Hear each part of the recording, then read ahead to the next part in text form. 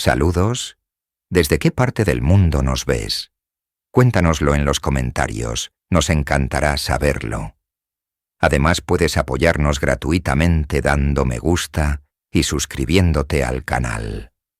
Detrás de los muros del Palacio Imperial de Japón, tras las delicadas pantallas de shoji y los rígidos protocolos, se esconde una historia de poder silencioso y resiliencia inquebrantable. Olvida los cuentos de princesas pasivas. Hoy descorremos el velo del trono del crisantemo para revelar a las mujeres que, contra todo pronóstico, moldearon el destino de una nación. Emperatrices, consortes y princesas que navegaron un mundo de deberes asfixiantes y tragedias personales para convertirse en auténticas arquitectas del poder imperial. ¿Estás listo para conocer sus verdaderas historias? En el corazón de la identidad imperial japonesa, antes que cualquier emperador o emperatriz, existe una figura celestial, Amaterasu o Mikami, la diosa del sol. Según las crónicas más antiguas de Japón, el Kojiki y el Nihon Shoki, ella es la deidad suprema del panteón sintoísta y la antepasada directa de la familia imperial. Este linaje divino no es una simple nota a pie de página en la historia. Es el fundamento mismo del poder y la legitimidad del trono del crisantemo. El mito cuenta que, tras un conflicto con su hermano Susanoo, el dios de la tormenta, Amaterasu se retiró a una cueva, sumiendo al mundo en una oscuridad perpetua. Solo fue atraída de nuevo al exterior por el ingenio de los otros dioses, y su regreso restauró la luz y la vida. Este acto simboliza su poder fundamental sobre el orden cósmico. Antes de que su nieto, Ninigi no Mikoto, descendiera a la tierra para gobernar, Amaterasu le confió 3 tesoros sagrados: el espejo Yata no Kagami, que representa la sabiduría, la joya Yasakani no Magatama, que simboliza la benevolencia, y la espada Kusanagi no Tsurugi, que encarna el valor. Estos 3 objetos se convirtieron en las insignias imperiales de Japón, símbolos tangibles del pacto divino. Por lo tanto, cada emperador y emperatriz no solo hereda un trono, sino también una conexión directa con los cielos. Las mujeres de la familia imperial, ya fueran consortes, sacerdotisas o las pocas que llegaron a gobernar por derecho propio, participaban de esta aura sagrada. Su papel no era meramente político o ceremonial, era profundamente espiritual, un vínculo viviente con la diosa que dio origen a su nación y a su dinastía. Mucho antes de que los registros históricos se solidificaran, emerge la figura semilegendaria de la emperatriz Jingu, una mujer cuya historia desdibuja la línea entre el mito y la realidad. Consorte del emperador Chuai, Jingu no es recordada como una figura pasiva en la corte, sino como una líder formidable y una chamana con una conexión directa con los dioses. Según el Nihon Shoki, tras la repentina muerte de su esposo, Jingu recibió un oráculo divino que le ordenaba conquistar una tierra prometida al oeste, un lugar que los historiadores interpretan como la península de Corea. Desafiando toda convención, asumió el control del Estado y del ejército. La leyenda cuenta que, para asegurar la victoria y retrasar el parto de su hijo, se ató una piedra a la cintura y dirigió personalmente la invasión naval. Se dice que los propios kami del mar guiaron su flota, sometiendo a los reinos coreanos de Silla, Baekje y Goguryeo, sin derramar una sola gota de sangre. Al regresar victoriosa a Japón, dio a luz a un hijo que se convertiría en el emperador Ojin, más tarde deificado como Hachiman, el dios de la guerra. La historicidad de Jingu es objeto de un intenso debate académico. No figura en la lista oficial de monarcas reinantes de Japón, y muchos consideran su campaña militar una creación posterior para justificar las ambiciones continentales de Japón. Sin embargo, Su leyenda es inmensamente poderosa, encarna un arquetipo de soberanía femenina que combina el poder espiritual, la astucia militar y la voluntad indomable, estableciendo un precedente mítico para las mujeres que se atreverían a ejercer el poder en un mundo dominado por hombres. Dejando atrás el reino de la leyenda, la historia nos presenta a la primera mujer en ocupar el trono del crisantemo, de manera verificable, la emperatriz Suiko. Su ascenso al poder en el año 593 no fue un acto de ambición personal, sino una solución política a una crisis de sucesión sangrienta. Tras el asesinato de su hermano, el emperador Sushun, por el poderoso clan Soga, la corte se encontraba en un punto muerto peligroso. Suiko, viuda del emperador Bidatsu, fue elegida como una figura de compromiso para estabilizar el reino y evitar una guerra civil. Sin embargo, Suiko demostró ser mucho más que una simple figura decorativa. Durante su largo reinado de 35 años, gobernó con una astucia y una visión que transformaron Japón.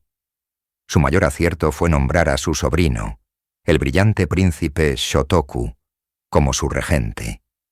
Juntos, formaron una de las alianzas políticas más efectivas de la historia japonesa. Bajo su liderazgo conjunto, el budismo, recién llegado al país, fue promovido activamente, construyéndose templos como el Horyūji, que hoy es uno de los edificios de madera más antiguos del mundo. Establecieron relaciones diplomáticas formales con la dinastía Sui de China, absorbiendo su avanzada cultura, tecnología y sistemas de gobierno. Quizás su legado más duradero fue la promulgación de la Constitución de 17 artículos en 604, un código moral y político de inspiración budista y confuciana que sentó las bases para un Estado centralizado.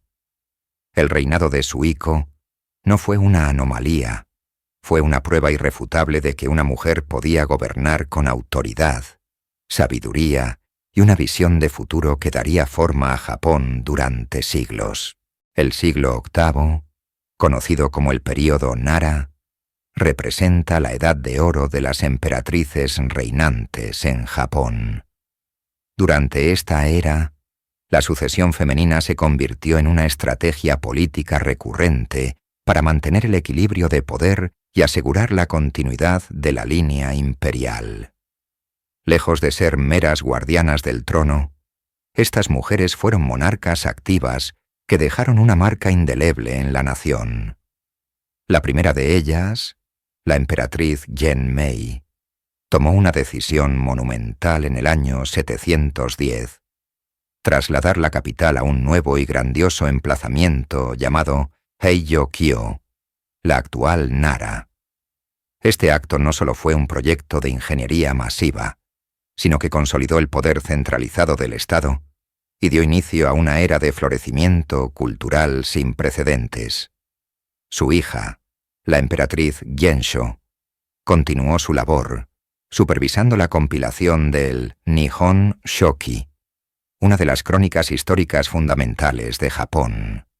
Sin embargo, la figura más dominante y controvertida de la época fue la emperatriz Koken. Gobernó en 2 ocasiones, la segunda bajo el nombre de Shotoku. Su primer reinado fue estable, pero el segundo estuvo marcado por su profunda relación con un monje budista de origen humilde llamado Dokyo. Koken le otorgó un poder inmenso, nombrándolo gran ministro y finalmente rey del Dharma. Esto desató un escándalo masivo en la corte aristocrática, que temía que Dokyo intentara usurpar el trono. Aunque sus ambiciones fueron frustradas, el incidente tuvo consecuencias duraderas.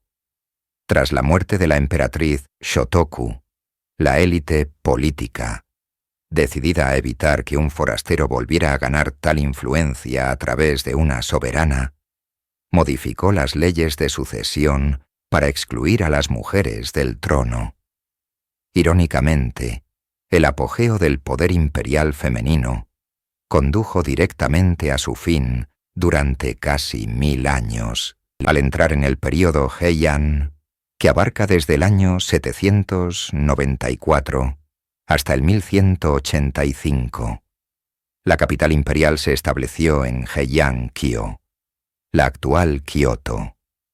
Esta fue una era de esplendor artístico y cultural sin precedentes, pero también de una compleja y sutil reconfiguración del poder.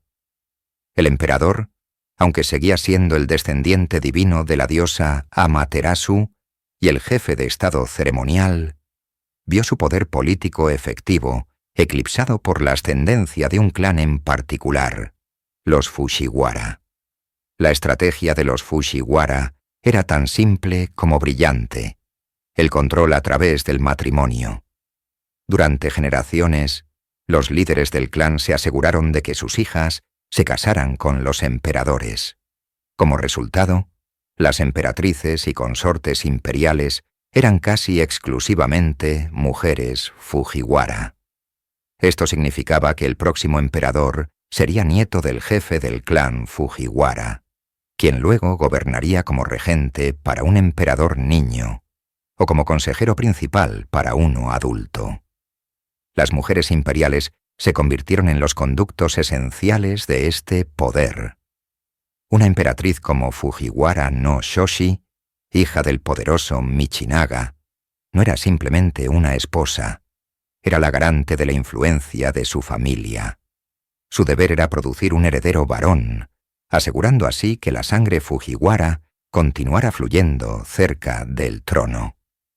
Su corte personal se convirtió en un centro de cultura y política, un lugar donde se tejían alianzas y se cultivaba la influencia. Aunque su autonomía personal era limitada, su posición como madre del futuro emperador le otorgaba un estatus y una autoridad indirecta inmensos. Eran el nexo dorado que unía al clan más poderoso de Japón con la autoridad divina del trono del crisantemo, redefiniendo el poder no como un acto de gobierno, sino como un arte de influencia familiar y estratégica, dentro del opulento y hermético mundo de la corte Heian. El poder no solo se manifestaba a través de la política y el linaje, sino también a través del pincel y la tinta. En este escenario surge una de las figuras más influyentes de la literatura mundial, Murasaki Shikibu. A diferencia de las emperatrices de sangre Fujiwara, Murasaki no era de la más alta cuna, pero su intelecto y talento la llevaron a servir como dama de compañía de la emperatriz Shoshi. Esta posición le otorgó un acceso sin precedentes a los pasillos del poder, no como participante directa, sino como una observadora aguda y perspicaz. Desde su perspectiva privilegiada, Murasaki fue testigo de las intrigas, los amores prohibidos, las ambiciones y las profundas melancolías que definían la vida de la aristocracia. Canalizó estas observaciones en su obra maestra, La historia de Genji. Este no es solo un relato, es un profundo análisis psicológico y social de su tiempo, considerado por muchos como la primera novela del mundo.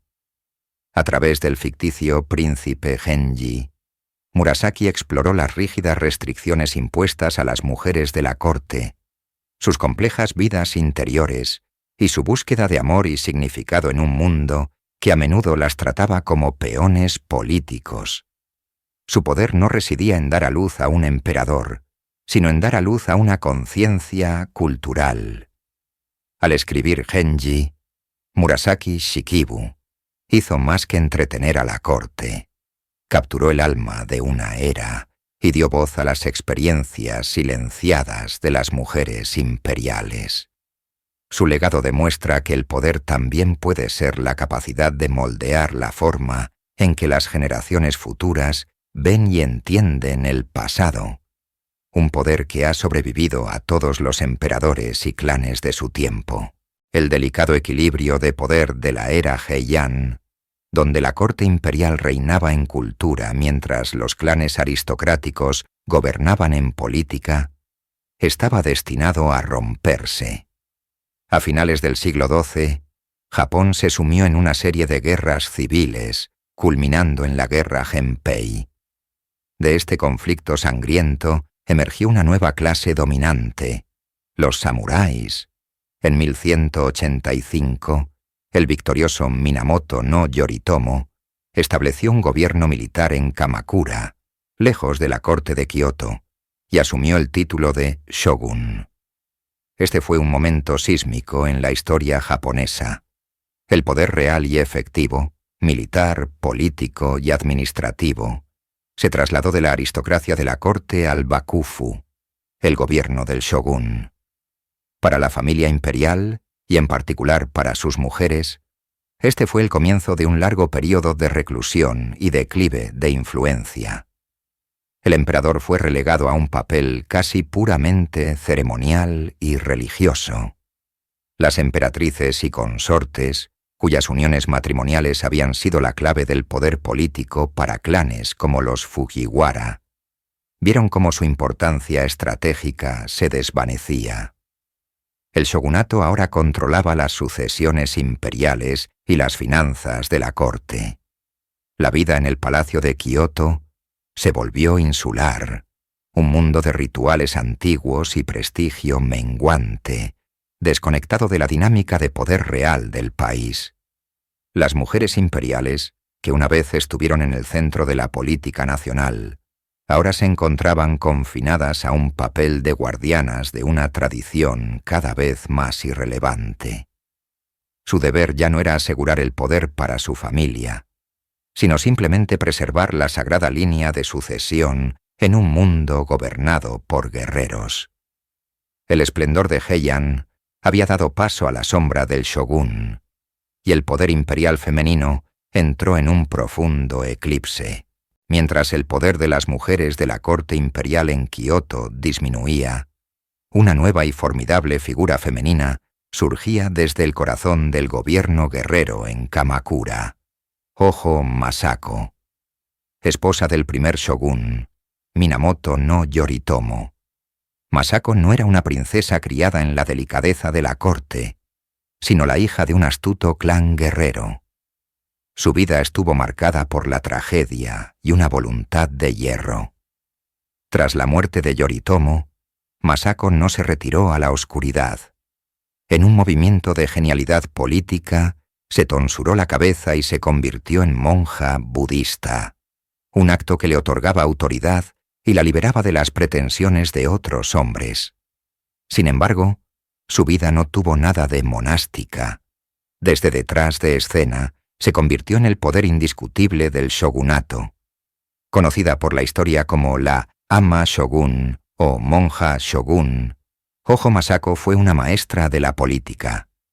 Colocó a sus hijos, Yorille y Sanetomo, como shogunes títeres, pero cuando desafiaron el control de su clan materno, los Hojo, no dudó en participar en las conspiraciones que llevaron a su destitución y muerte, asegurando la supremacía de su propia familia. Su momento definitorio llegó en 1221, cuando el emperador Go-Toba intentó restaurar el poder imperial en la llamada Rebelión Yokyu. Fue Masako quien arengó a los vasallos de Kamakura con un discurso apasionado, recordándoles las deudas que tenían con su difunto esposo y exhortándolos a aplastar a la corte de Kioto.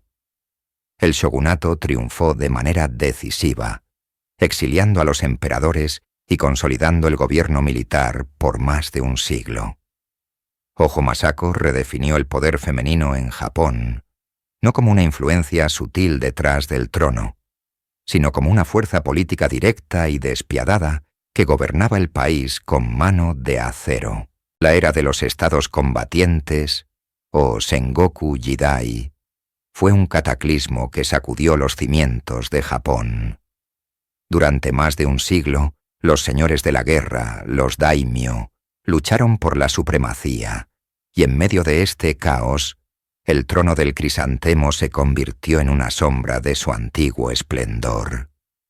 El poder político y militar del emperador se había desvanecido por completo, dejando a la corte imperial en Kioto en un estado de indigencia y vulnerabilidad. Para las mujeres de la casa imperial, este periodo no fue una cuestión de poder, sino de pura supervivencia. Se convirtieron en las guardianas silenciosas de una legitimidad que los nuevos amos de Japón codiciaban desesperadamente. Sin ejércitos ni tierras, el único capital que le quedaba a la familia imperial era su linaje divino. Los matrimonios se transformaron en la herramienta política más potente de la corte. Una princesa imperial casada con un poderoso daimyo como Oda Nobunaga o Toyotomi Hideyoshi podía conferir un aura de legitimidad que ninguna conquista militar podía igualar. Estas mujeres eran peones en un juego mortal, enviadas a los castillos de hombres rudos y ambiciosos para asegurar la protección y el patrocinio de la corte. Su deber era sublime y trágico: preservar la santidad de una línea de sangre milenaria mientras su mundo se desmoronaba. Soportaron el aislamiento y la incertidumbre, manteniendo vivos los antiguos ritos y protocolos dentro de palacios empobrecidos, asegurando que, cuando el humo de las batallas finalmente se disipara, el linaje imperial perdurara. Tras la unificación de Japón bajo el shogunato Tokugawa, el poder imperial quedó firmemente subordinado al gobierno militar en Edo. En este nuevo orden, el ascenso de una mujer al trono del crisantemo fue un evento extraordinario, impulsado enteramente por la estrategia política. En 1629, Okiko, la hija del emperador Go-Mizunoo y de Tokugawa Masako, hija del shogun, fue entronizada como la emperatriz Meisho. Su ascensión no fue un resurgimiento del poder femenino, sino una maniobra calculada por el shogunato. El emperador Go-Mizunoo había abdicado abruptamente en protesta por las ofensas del shogunato, y al no tener un heredero varón inmediato de edad adecuada, colocar a su hija en el trono sirvió como una solución temporal que mantenía la línea sucesoria bajo el control Tokugawa. Meisho, con solo 7 años al momento de su ascensión, reinó pero no gobernó. Su era fue pacífica, pero su autoridad era puramente ceremonial, cada uno de sus movimientos supervisado por los representantes del shogun. Ella era el símbolo del poder imperial domesticado. Su vida en el palacio fue de estricto protocolo y aislamiento, un marcado contraste con las emperatrices reinantes de la antigüedad que ejercieron una influencia considerable.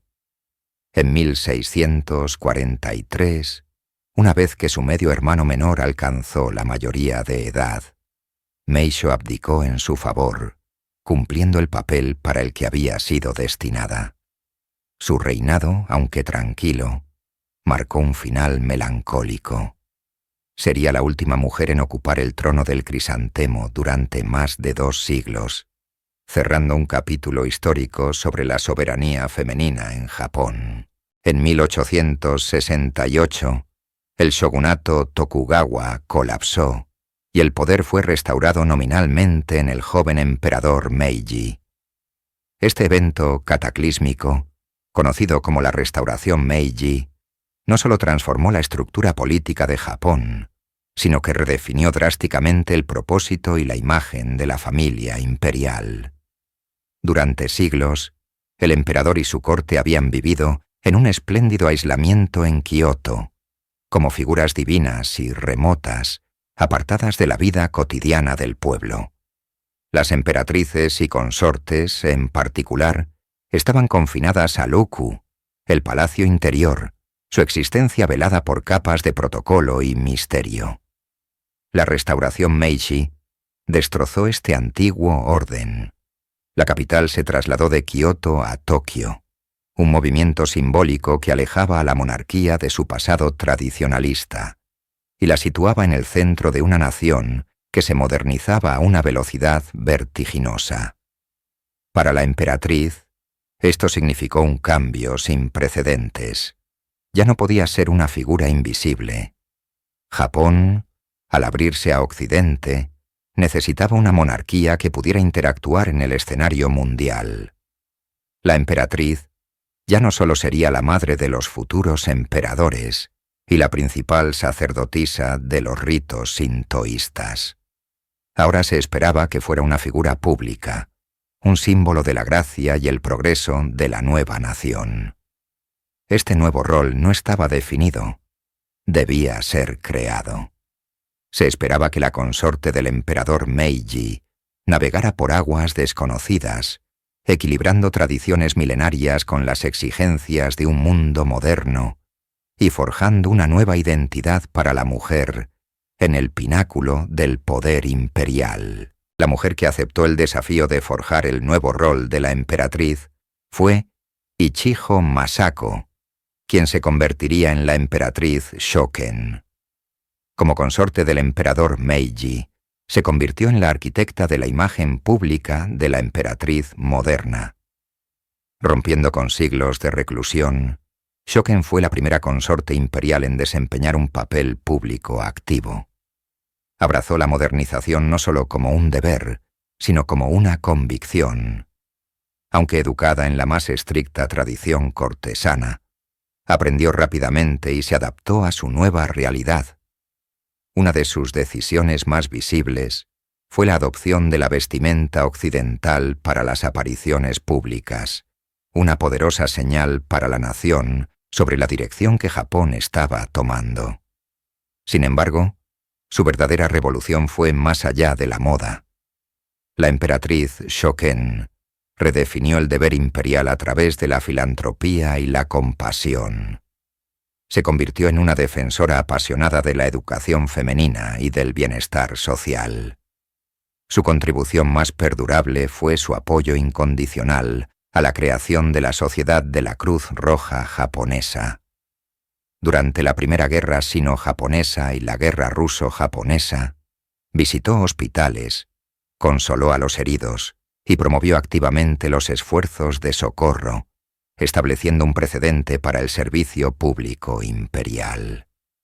Se convirtió en la madre de la nación, en un sentido tangible, una figura de caridad y gracia que conectaba a la remota institución imperial con las vidas de la gente común. A través de su trabajo, la emperatriz Shoken no solo modernizó su propio papel, sino que le dio un nuevo corazón al trono del crisantemo.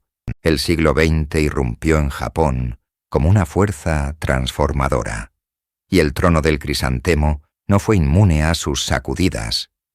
La era Meiji había catapultado al país a la modernidad, pero las eras Taisho y Showa temprana traerían consigo tensiones sin precedentes.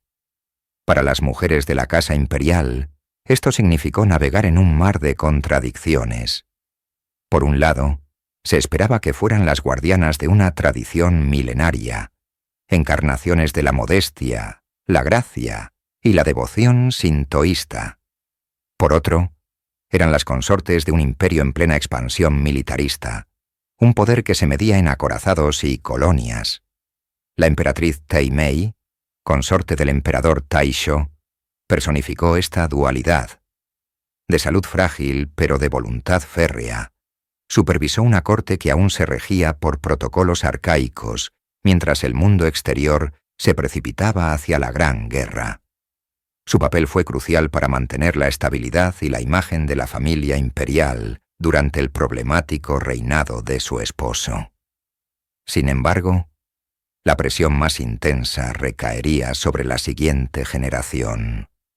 La búsqueda de una esposa para el joven príncipe heredero Hirohito se convirtió en un asunto de estado de máxima importancia. Ya no se trataba solo de linaje y pureza aristocrática. Ahora intervenían consideraciones de eugenesia y facciones políticas que veían el matrimonio imperial como una herramienta de poder. El nacionalismo exacerbado exigía una emperatriz que fuera un símbolo perfecto de la raza Yamato, una madre para la nación que debía dar a luz no solo a un heredero, sino al futuro divino de un imperio destinado a la grandeza. En este ambiente asfixiante, cualquier candidata sería sometida a un escrutinio brutal, donde la tradición se enfrentaba a las ansiedades de una nación que se preparaba para la guerra. Nacida como princesa Nagako de Kuni, su vida estuvo marcada desde el principio por el peso del deber. Su selección como prometida del príncipe heredero Hirohito no fue un camino de rosas. Inmediatamente después de su compromiso, estalló el incidente de Kuni-no-miya, un complot de facciones rivales en la corte que, citando un supuesto daltonismo en su linaje familiar, intentaron anular el matrimonio por considerarla genéticamente imperfecta. Aunque el propio Hirohito se mantuvo firme, la controversia dejó una cicatriz indeleble y fue un presagio de las presiones que enfrentaría. Una vez convertida en emperatriz, su deber primordial era uno: producir un heredero varón. Esta expectativa se convirtió en una tortura pública y silenciosa. Durante casi una década, dio a luz a 4 hijas consecutivas. En una sociedad y una corte profundamente patriarcales, cada nacimiento de una niña aumentaba la presión y las críticas veladas. La emperatriz Koyun soportó esta prueba con una estoica dignidad que se convertiría en su sello distintivo. Durante los tumultuosos años de la Segunda Guerra Mundial, se mantuvo en gran medida fuera de la vista del público, una figura enigmática en el corazón de un imperio en guerra. Su verdadera prueba de carácter llegó tras la derrota. Con la divinidad del emperador abolida, Koyun tuvo que adaptarse a un rol completamente nuevo. Acompañó a su esposo en sus giras por un Japón devastado, ayudando a forjar la nueva imagen de una monarquía humana y accesible. Su vida, que abarcó desde el apogeo del militarismo hasta la era de la prosperidad económica, fue un testimonio de resistencia silenciosa, una larga travesía bajo la sombra de la adversidad personal y nacional. La derrota en la Segunda Guerra Mundial no solo despojó al emperador de su divinidad, sino que también abrió grietas en los muros milenarios del Palacio Imperial. La nueva constitución promovía la democracia y la igualdad, y estas ideas comenzaron a filtrarse incluso en la institución más conservadora de Japón. Fue en este contexto de cambio que el príncipe heredero Akihito, educado por una tutora estadounidense y con una visión más moderna del mundo, se dispuso a elegir a su futura esposa. La tradición dictaba que debía ser una mujer de la antigua aristocracia Kazoku. Pero Akihito tenía otros planes. En el verano de 1957, en una cancha de tenis en el elegante resort de Karuizawa, conoció a Michiko Shoda. Ella era todo lo que la corte no esperaba. La hija de un acaudalado industrial, educada en una universidad católica y con una confianza y elocuencia propias de la nueva generación. No tenía ni una gota de sangre aristocrática. El suyo fue calificado como un romance de la cancha de tenis, una historia de amor que cautivó a la nación. Sin embargo, tras las puertas del palacio, la propuesta desató una tormenta. La agencia de la Casa Imperial y los tradicionalistas, incluida, según se informa, la propia emperatriz Kojun, se opusieron ferozmente. Consideraban que la sangre de una plebeya mancharía la línea de sucesión más antigua del mundo. La resistencia fue tan intensa que el Consejo de la Casa Imperial tuvo que ser convocado para dar una aprobación formal, un hecho sin precedentes. La determinación de Akihito prevaleció, y en 1959, Michiko Shoda se convirtió en la primera plebeya en la historia en casarse con un futuro emperador. Su matrimonio no fue solo una unión personal, fue un acto simbólico que rompía con siglos de protocolo y redefinía el futuro de la monarquía japonesa. La noticia del compromiso de Michiko Shoda con el príncipe heredero Akihito desató una euforia nacional. Japón, Todavía recuperándose de las cenizas de la guerra y forjando una nueva identidad, encontró en Michiko el símbolo perfecto de su futuro. Nació el boom de Michi.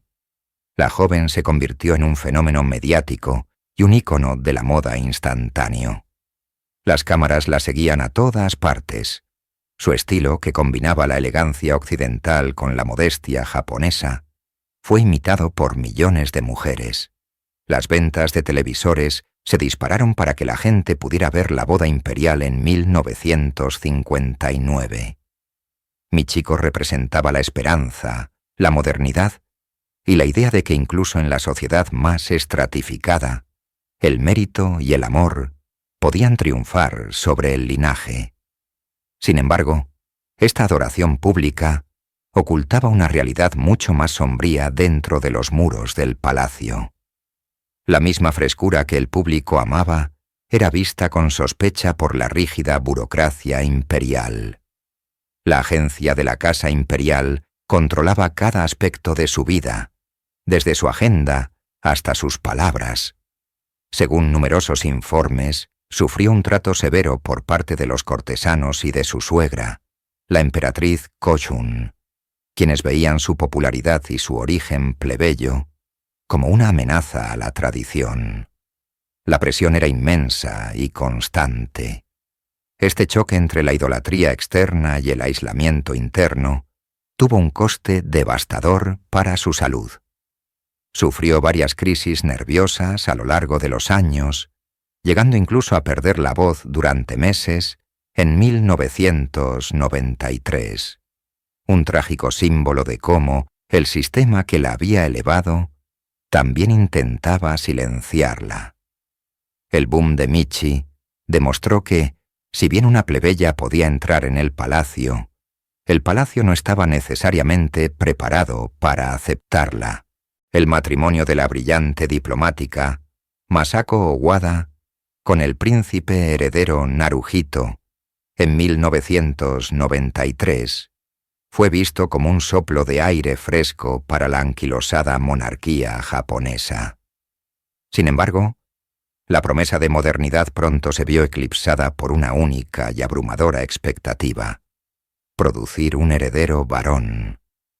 Para Masako, el palacio imperial se convirtió en una jaula dorada, y la agencia de la Casa Imperial en su guardián. Su carrera, sus ambiciones y su libertad personal fueron sacrificadas en el altar del deber dinástico. Cada mes, la prensa sensacionalista especulaba sobre su fertilidad, convirtiendo un asunto profundamente personal en un debate nacional. La presión era incesante, asfixiante. El nacimiento de su hija, la princesa Aiko, en 2001, trajo una inmensa alegría personal a la pareja, pero para la institución no resolvió la crisis de sucesión. La presión no disminuyó. De hecho, se intensificó. Este entorno implacable cobró un alto precio.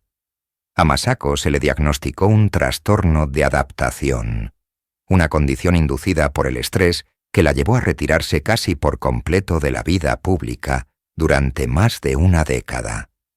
Su silencio se convirtió en su rasgo más definitorio para el mundo exterior.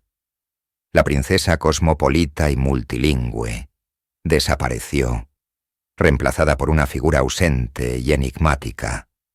Su lucha personal expuso la brutal colisión entre las expectativas de una institución milenaria y las realidades de una mujer moderna, un conflicto que dejó profundas cicatrices en ella y en la propia monarquía. El 1 de mayo de 2019, con la ascensión de su esposo al trono del crisantemo, comenzó la era Reiwa, que significa hermosa armonía. Para la nueva emperatriz Masako, este cambio marcó el inicio de una transformación personal y pública extraordinaria. La mujer que durante años fue conocida como la princesa triste, confinada por la enfermedad y el protocolo, comenzó a resurgir con una gracia y confianza que cautivaron al mundo.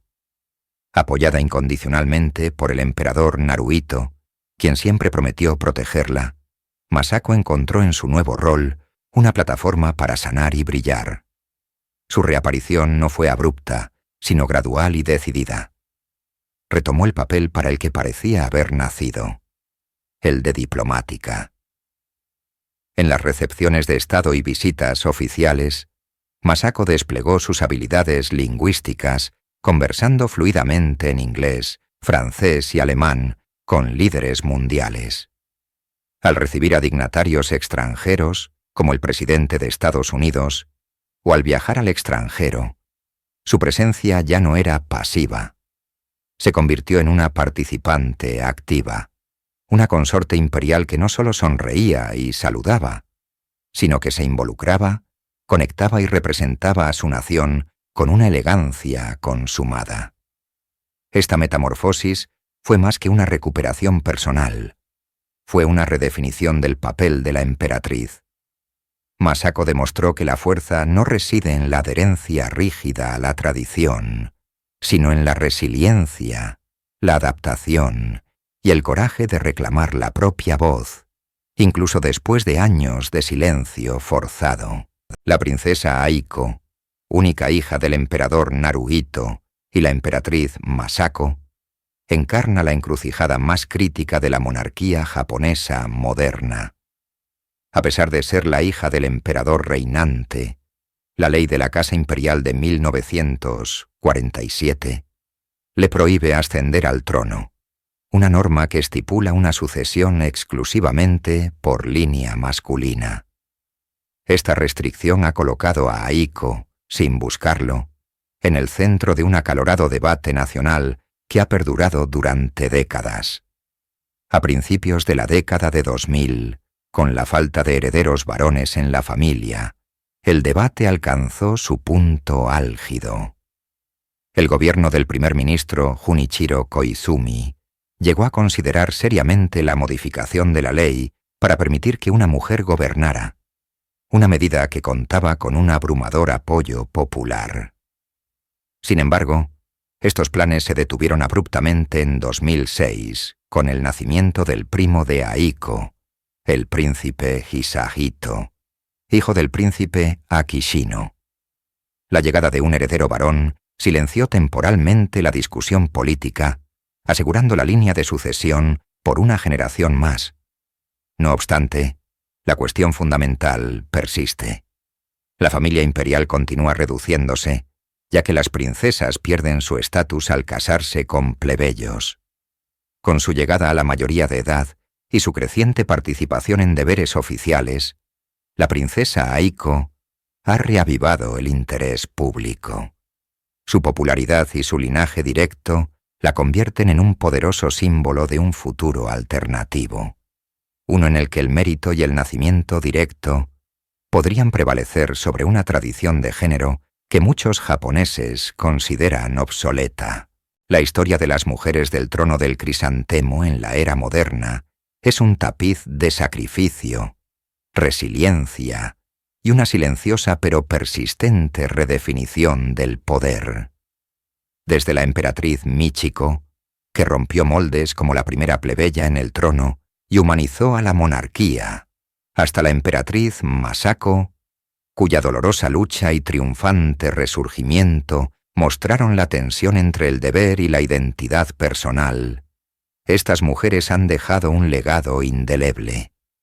Han demostrado que el poder imperial no reside únicamente en el derecho de nacimiento o en los rituales ancestrales, sino también en la fortaleza, la diplomacia y la capacidad de conectar con el pueblo.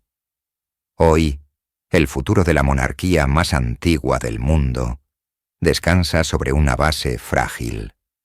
La línea de sucesión directa depende de un solo joven, el príncipe Hisahito. La pregunta sobre el papel de la princesa Aiko y otras mujeres de la familia sigue sin respuesta. ¿Continuará Japón aferrándose a una ley de sucesión que excluye a la mitad de su población y que amenaza la propia supervivencia de la institución? ¿O encontrará una manera de evolucionar permitiendo que una mujer ascienda al trono por primera vez en más de 2 siglos? El destino de estas mujeres imperiales es más que una saga familiar. Es un reflejo de las propias tensiones de Japón, una nación que lucha por equilibrar su profundo respeto por la tradición con las inevitables demandas de la modernidad. El legado de estas emperatrices y princesas no está completo. Es un prólogo para el próximo capítulo, aún por escribir, del trono del crisantemo.